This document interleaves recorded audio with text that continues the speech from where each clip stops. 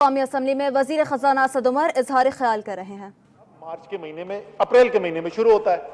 वो अप्रैल के महीने में शुरू होता है और वो अगस्त के मिड तक उसका पीक होता है और उसके बाद बिल्कुल वो आखिर में खत्म हो जाता है। वो सारी जो कमी आई वो तो तहरीक इंसाफ की हुकूमत ही उस वक्त नहीं आई थी, लेकिन जैसे मैंने कहा शायद पुरानी दोस्ती निभा रहे थे। फिर उसके बाद जनाब बिलावल जरदारी साहब, जरदारी कबीला बड़ा गयूर कबीला है जी सिंध के अंदर। पता नहीं क्यों उनको अपने जरदारी होने के ऊपर शर्मिंदगी है। वो चाहते हैं कोई याद ना दिलाए उनको जरदारी हैं, लेकिन हैं तो जरदारी है, तो हम तो उनको जरदारी कहेंगे। तो बिलावल जरदारी साहब ने आज जो बातें की, मैं तफसील के अंदर नहीं जाऊंगा क्योंकि मैं वो बातें दोहराना नहीं चाहता। जो बयानिया भारत हमारे ऊपर इल्जाम के तौर पर इस्तेमाल करता है, मुझे इंतहाई अफसोस हुआ कि पाकिस्तान का एक मुंतखब आदमी वही बयानिया अंग्रेजी में सुना रहा था। पाकिस्तान के कौम तक तो यह पैगाम नहीं जा रहा था। अंग्रेजी बोलने वाले तो पाकिस्तान के अंदर अशर रशीद हैं। शायद वो आका जिनकी खिदमत करके ये लोग अपनी सियासत करते रहे हैं, शायद वो मुल्क अंग्रेजी बोलने वाले जहां इनकी चोरी की और डाके की दौलत छुपी हुई है, शायद ये पैगाम उनके लिए जा रहे थे। शायद ये उनको बताने की कोशिश कर रहे थे कि हम खिदमत के लिए अभी भी हाजिर हैं। आप हाजिर हो या ना हो, पाकिस्तान की हुकूमत आज एक गयूर क़यादत के हाथ में है, एक ऐसे इमरान खान के हाथ में है जो पाकिस्तान में दहशतगर्दी करने वाले भारत को, उसके लीडर को अपने घर पे शादियों पे नहीं बुलाता। भारत चोरी छुपे पाकिस्तान के ऊपर वार करने की कोशिश करता है। 24 घंटे के अंदर सूरज की रोशनी में दिन दहाड़े पाकिस्तान उनसे बदला लेता है, जहाज गिराता है और अभिनंदन को कैद करता है। यह है, वो पूछ रहे थे नया पाकिस्तान कौन सा है? यह नया पाकिस्तान। कोई हिम्मत करके देखे पाकिस्तान की तरफ मेली आंख से देखने की। वो वक्त कि जिन पाकिस्तान के हुक्मरान जिनकी दौलतें चोरी की छुपी हुई हैं, जो आंख उठाकर बात नहीं कर सकते दुनिया के सामने, उनके बाद गुजर चुके हैं। आखिरी बात मैं बिलावल जरदारी साहब की सिर्फ कर दूं, उसके बाद मैं बस समिंग अप 1-2 मिनट में लूंगा आपसे। उन्होंने कराची का बड़ा जिक्र किया, उस कराची का जिसके साथ इन्होंने वो किया है कि वो कराची का हिस्सा जो पीपल्स पार्टी का गढ़ होता था, उस गढ़ के अंदर शकूर शाद किधर है? शकूर शाद इधर, हाँ वो शकूर शाद वो खड़ा हुआ है, शेर का बच्चा। इसने स्पीकर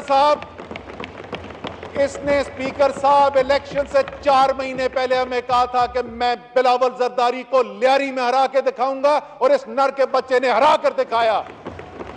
तो बिलावल जरदारी साहब, आपकी पार्टी ने 10 साल हुकूमत की है कराची के ऊपर। कराची के साथ आपने जो किया है उसका जवाब आपने, उसका उधार कराची ने उतार दिया पिछले इलेक्शन के अंदर। इंशाअल्लाह ताला कराची भी तरक्की करेगा, इंशाअल्लाह ताला सिंध भी तरक्की करेगा, पाकिस्तान का हर हिस्सा तरक्की करेगा। मैं सिर्फ पाकिस्तान के अवाम को, मैं तफसील में ज्यादा जाना नहीं चाहता और मैंने अभी तक अपने आप को रोक के रखा हुआ था। मैं नहीं चाहता कि पाकिस्तान की जिस हालत में ये छोड़ के गए थे दुनिया के अंदर मैं बताऊं। स्पीकर साहब, मैं सिर्फ आपको इतना बताऊंगा कि ये जो तरक्की की बातें कर रहे हैं, हम ऐसे ग्रोथ कर रहे थे, पाकिस्तान को किस तबाही के दाने पर ये छोड़ के गए थे उसका आप एक चीज से सिर्फ अंदाजा लगा लें। जब इनकी हुकूमत आई, इन्होंने अपने हुकूमत आने के अंदर 2 माह के अंदर अंदर उन्होंने IMF के साथ मायदा कर दिया। कब जाते हैं आप IMF के पास?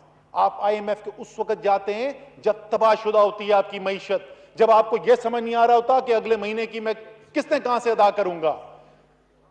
2 महीने के अंदर, और अब मैं आपको बता रहा हूं कि जो नेट इंटरनेशनल रिजर्व ये छोड़ के गए थे और जो रिजर्व्स यहां पर छोड़ के गए थे, जो net reserves, net international reserve ये छोड़ के गए थे, जो करंट अकाउंट डेफिसिट ये छोड़ के गए थे, जो खसारा हमें मिला, जो रिजर्व्स हमें मिले, उससे 10 गुना ज्यादा रिजर्व्स मिले थे इनको, और उसको इन्होंने क्राइसिस करार दिया, और उस वक्त ये आईएमएफ में चले गए। हम उसका 10वां% लेकर बैठे हैं, वो क्राइसिस हमने लिया है। लेकिन आपकी तरह सर झुकाने वाले लोग नहीं हैं। लड़े पाकिस्तान के लिए, तुम जितना मर्जी कहते रहो, ये जितनी मर्जी अंग्रेजी की तकरीरें कर करके हमें बोलते रहे कि ये फैसले नहीं करते, हां नहीं करेंगे वो फैसले जो पाकिस्तान की आवाम की हक में ना हो।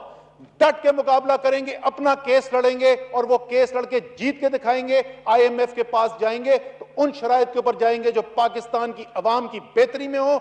अगर वो शराइत नहीं मिलेंगे तो ये भी आपको बता दूं, और ये बाकी सारे अंग्रेजी बोलने वालों को, ये खुददार कौम है। इंशाअल्लाह ताला आपको जैसे हमने दिखाया है, जुबानी बात नहीं कर रहे स्पीकर साहब, जुबानी बात नहीं कर रहे। 6 महीने से ज्यादा गुजर चुके हैं, इनके जो प्रेडिक्शन थी उसके मुताबिक तो हमें दफन हो जाना चाहिए था। भारत हमारे मुल्क के ऊपर हमलावर होता है, एक क्राइसिस की सिचुएशन क्रिएट होती है। जरा पिछले महीने के फॉरेन एक्सचेंज रिजर्व देख ले, स्टेट बैंक के कम होने के बजाय बढ़ रहे थे, यहां पर लेके आए मईशत को। वो बोलते हैं कि हम गुलामी से कैसे निकलेंगे, आपको इंशाअल्लाह ताला ये कौम गुलामी से निकल के दिखाएगी स्पीकर साहब। इंशाअल्लाह ताला नेक नियति से अवाम की खिदमत करेंगे, वो फैसले करेंगे जो हमारे ख्याल में अवाम की बेहतरी के लिए हैं। अल्लाह ताला भी देखता है नीयत को, इंशाअल्लाह ताला अल्लाह ताला भी खैर करेगा। इस मुल्क के अंदर अमन भी होगा, इस मुल्क के अंदर तरक्की भी होगी, और इंशाअल्लाह ताला इस मुल्क का वकार भी बुलंद होगा। पाकिस्तान जिंदाबाद। ये क्वेश्चन